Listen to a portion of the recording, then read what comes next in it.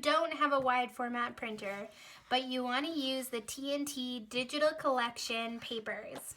Well, today's video, I'm going to just share a little bit about how you can print our digital designs on your home printer or even at a local print shop in 8.5 by 11 so that you can kind of avoid the wide format if you don't have wide format. So what I'm going to do is I'm going to hop over to my computer and show you a quick demo of how I select the print options in my printer, and then I'm going to come back here and show you the print quality and give you a couple of tips along the way. You want to use the TNT digital papers and digital elements, but you don't have a wide format printer. Not to worry. All you need to do is visit our store at scrapexplosion.com and purchase the items that you want.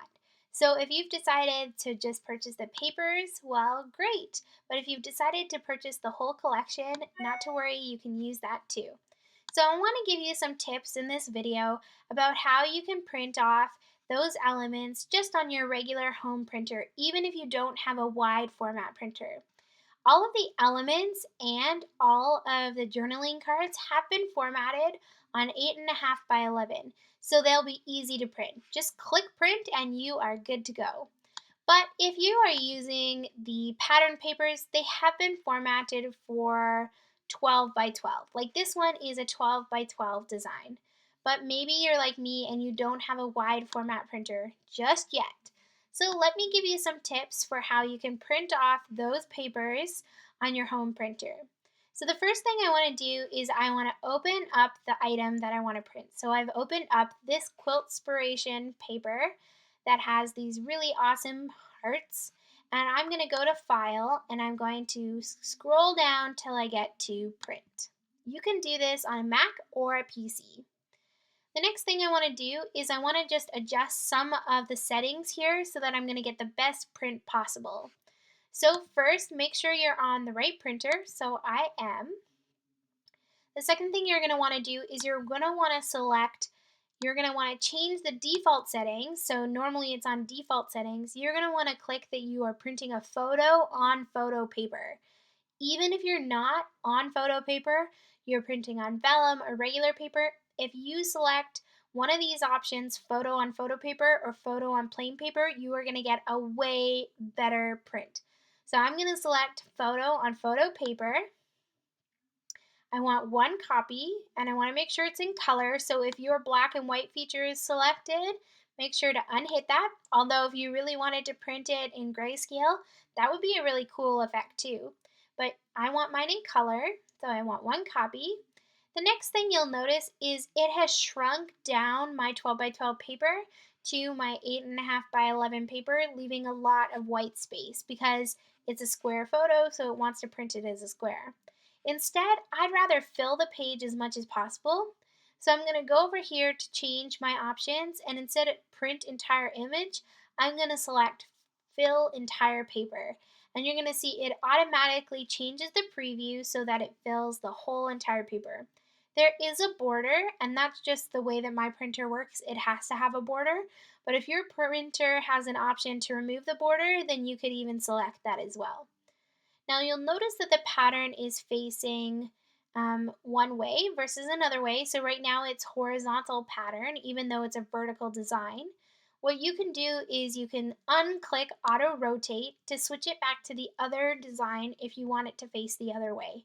So make sure it's in the orientation that you would like for your project. If you were doing a 12 by 12 or an 8.5 by 11, maybe you'd want to print it so the pattern is vertical like this. If you were doing a mini book, maybe you'd want to print it like this so that you could get two pieces out of that one 8.5 by 11. But it's really up to you what you select. So now I'm good to go. If there's any other features that you want to adjust, you can adjust them as necessary. But the main things to keep in mind are you're going to want to make sure you're printing photo on photo paper, that you've filled the entire paper, and you've made sure that your orientation is in the right direction for the project you're creating. And then all you're going to do is click print, and it's going to print off your lovely TNT designs on your home printer. If you don't have a home printer, Not to worry, what you can do is send out the TNT designs to a printing place like Staples or Business Depot, Shutterfly, Persnickety, or any other photo printing places. I like to print mine on matte paper, but you could use glossy as well. So I'm going to take you back to the main camera so that you guys can see what it looks like when the papers are all printed off. Okay, so you don't have a wide format printer. That's okay. You can still use the TNT papers and digital collection just like I am in 8.5 by 11. So I just want to give you a couple of tips along the way. The first tip I want to give you is that if it's possible to print on photo paper, you will really appreciate the way that it looks. I tried printing on vellum, on regular paper, and on photo paper, and honestly, the photo paper is like none other. It just looks so good. I used matte photo paper just from Staples, and it gives such a clear, beautiful look. And I wasn't even using a photo printer. I was just using my regular home printer and printed it off in color, and I just love the matte look. It just looks so pretty. I wanted to show you what that same paper looks like when you print it off in vellum. I did print it in a different orientation, but in vellum it's a little more dull, but it is a really pretty effect too. So all of the papers, you can print them and use them as many times as you like. You could print them on glossy paper as well. However, I found that it's kind of hard to use glossy paper sometimes because you can't write on it. If you use matte photo paper, you definitely can write on it. So the first tip is try to use matte photo paper when you're printing your 8.5 by 11 pattern papers. Okay, so you don't have a wide format printer, but you want to use the TNT pattern papers in 8.5 by 11. My second tip for you is to make sure you select printing photo on photo paper. It really does make a difference when you print it off on your home printers. Hopefully in the camera you can see the difference between these two pattern papers. This one was printed on my home printer with the option clicked off, so just regular printing. And this one was when I selected photo on photo paper. So I'm not sure if you can see that on the camera, but I'm gonna actually hold this up. This is the one that I printed without the photo printing option on, and you can kind of see that it has strips in it. It has like lines through it from the printer because it thinks it's just printing like a text document. But when you select photo on photo paper, it makes a huge difference. I printed it again, click that option, and you can't see those lines anymore. And the print is actually really gorgeous. It's actually a lot more vibrant as well. Hopefully you can see that in the two different ones.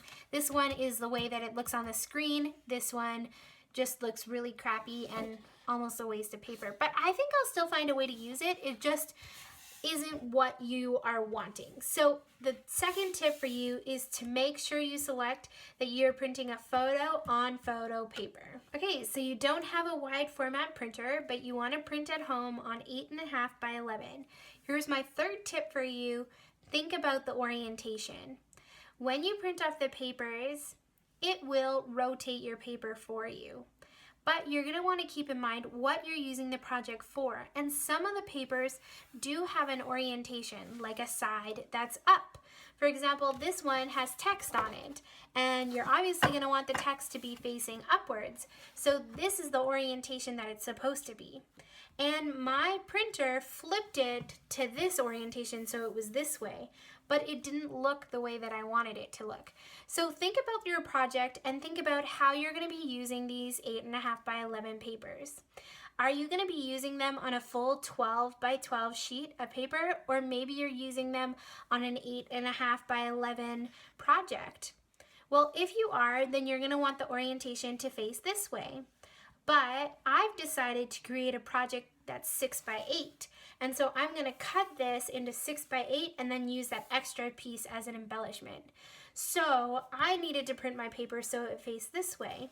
But you really want to think deeply about which orientation is important to you, especially with papers that have an orientation to them. Not all of the papers in the Quilted Heart collection do, but some of them do, like this one. This one goes this way, but if you were to print it this way, you wouldn't get the whole fence pattern design. Another one that actually matters is this one, which has the pink ombre pattern paper that says "I love you in the morning." Well, you're definitely going to want to make sure that your text is facing the right way. So if you did it this way, your text wouldn't be facing the right way. So make sure you select the orientation that matters for the project that you're creating. The only other example that I have of that, oh, actually I have two more examples. This pink wood grain. Do you want your wood grain to be running this way, or do you want it to be running this way? Or here's another example of that quilted heart paper. One time I printed it horizontal, and the other time I printed, so one time I printed it horizontal, and one time I printed it vertical, and it definitely gives a very different look. So make sure you select the orientation that works for the project that you have in mind. So I like to think about it, think with the end in mind. If you're creating an 8.5 by 11 or maybe a 12 by 12 paper, you're going to want your orientation to go this way. But if you're printing and using a smaller book, maybe 4 by 4 or 6 by 8, maybe you want it to go this way so you can cut it this way. So just think about the orientation when you're selecting your papers, because it makes a big difference to your final project. Okay, so you want to print off the TNT pattern papers, but you don't have a wide format printer. Here's my fourth tip for you. My fourth tip is, I think sometimes people are worried about all of the ink that it will take, and it does take a lot of ink to print these things. However, I did want to say that I printed off every single thing from the collection, all of the journaling cards, all of the pattern papers, and not once did I have to refill the ink cartridge. So your ink cartridges do go a long way. If you're concerned about the cost of ink, here's a couple solutions for you. Send your prints out to a photo printing place, and they typically just charge you per color or per black and white. So they might charge you 35 cents for an 8.5 by 11 color print versus you at home printing it off in color. So you could print it off at Staples or Business Depot, or even send it to a place like Shutterfly or Persnickety or some other really awesome photo printing place where you use. So that's my second tip for you, is don't worry about the ink, but if it is a worry to you, then try sending it out to somewhere that's going to have a cheaper cost per print for you. So you want to use the TNT pattern papers, but you don't have a wide format printer. Not to worry, here's my fifth tip for how to use 8.5 by 11 photo paper and your home printer. One thing I just want to mention to keep in mind is that some of the papers, especially the statement papers, are going to be getting cut off. This isn't the whole 12 by 12 paper. It's just an 8.5 by 11 piece of that 12 by 12 paper. So some of the flowers, some of the wood grain did get cut off. So when you're printing, just make sure that you are printing the part of the image that you want. Most printers, when you click print, will show you a preview of what it looks like. If you're not happy, play around, change the different selection tools so that you get this part of the print that you want to print off. So you want to use the TNT pattern papers, but you don't have a wide format printer. Here's my sixth tip for using your home printer and printing at 8.5 by 11. Just wanted to remind you that most printers will add a 1/4 inch or 1/2 inch or whatever it is border to your prints. It's just the format of the printer. Most printers actually can't print to the full edges. However, I did want to say, if you are sending your prints out to a printing place like Staples or Business Depot or some other printing place, they probably can print all the way out to the edges. It's just one of the benefits of sending it out. But if that doesn't bother you, you can definitely print at home. And I don't mind the white border on some of the projects. I actually think the white border adds some clarity and kind of something simple to the outside of the pages. But if it does bother you, just trim it out and mat your paper on a 12 by 12 paper or another 8.5 by 11 paper and use it kind of as elements for your paper instead of that white border bothering you. So you want to use the TNT pattern papers, but you don't have a wide format printer. not to worry. Hopefully this video gave you some really awesome tips on how you can use the TNT pattern papers printing from home on your home printer. How you can adjust the orientation and adjust the pattern so that you get the right one that you're looking for. I hope that this video encouraged you and inspired you, and I can't wait to see what projects and creations you come up with using the TNT pattern papers and other items from our collection. The Quilted Heart collection is on sale now in our shop. Visit scrapexplosion.com to see that awesome collection, to check out all of the pattern papers, all of the different elements, and the different journaling cards and cut files. We really hope that you enjoy this collection, and we can't wait to see what you create. If you do create something using the Quilted Hearts or something else from our shop, make sure you use the hashtag #ScrapExplosion so that we can see. We can't wait to see what you create, and we hope that you have a lovely day. Bye!